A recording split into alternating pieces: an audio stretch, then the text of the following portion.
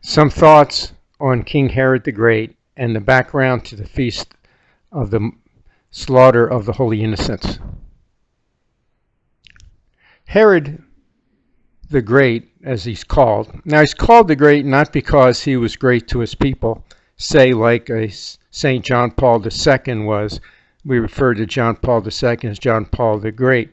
He was great in the sense that he was a master politician and a great builder. He built all kinds of constructions in the Holy Land, and the Romans recognized that he had a great skill in dealing with things.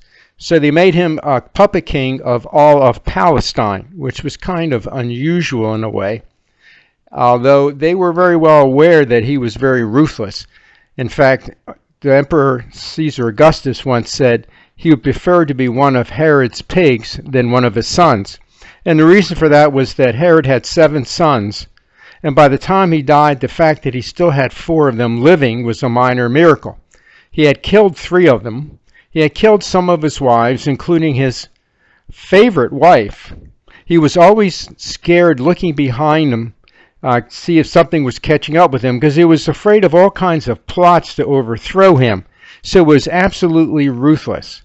So the story of the slaughter of the innocents, while it may not be attested to in any source outside the gospel, is very much akin to the kind of thing that Herod would have done when he found out that there had been a king born in his kingdom.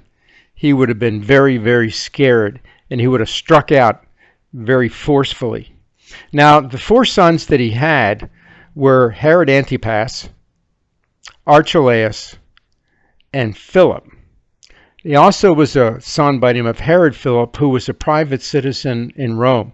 Now, when Herod the Great died, they didn't think any of his sons was probably a fit ruler to run the whole country. So they divided it like this. They gave half of the country to Archelaus, which included Judea, a quarter of it to Herod Antipas, and a quarter of it to Philip.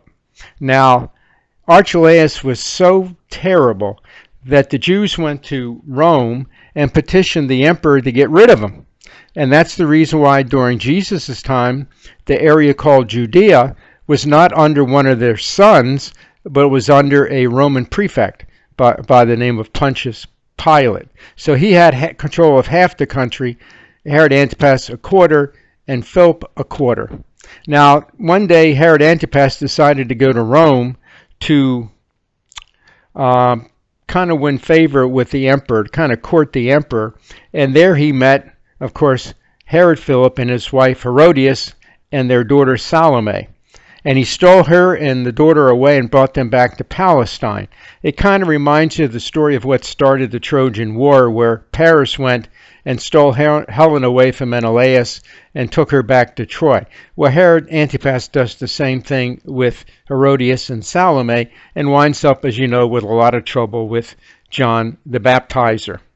Now, with regard to the country, what you have to understand is that Egypt was always a place of refuge for the Jews. They had been in slavery there, yes, but whenever there was trouble, people would flee to Egypt for safety, either because Egypt had grain, it was like the breadbasket of the Roman Empire, or because they could get away from the problems in Palestine and hide there.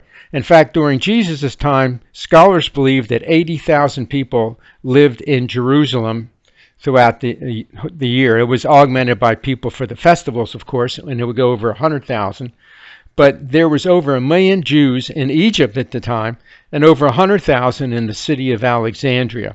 So in the story of the innocents, when Joseph has the dream and takes Mary and the child and goes into Egypt, that would have been a place of refuge for them, waiting for Herod and for Archelaus to die. And so that's the background to the story of the slaughter of the innocents.